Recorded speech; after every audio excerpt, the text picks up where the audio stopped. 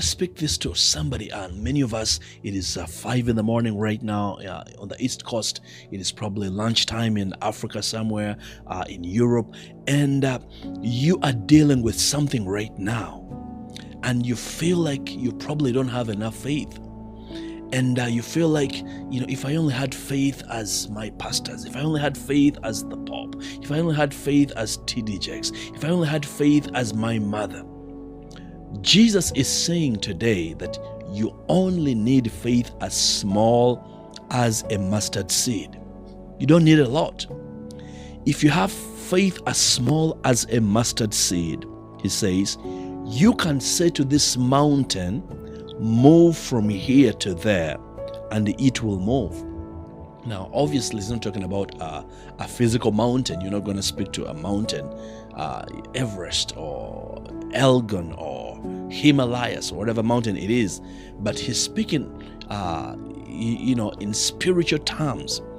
The mountain, the fight, the struggle you're dealing with, that is a mountain.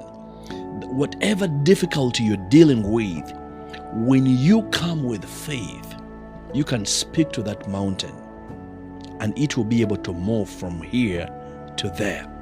Brothers and sisters, it is important that we develop. It is important that we nourish. It is important that we cultivate a faith foundation that is going to help us navigate through life, that is going to help us navigate through today, that is going to help us navigate in this week.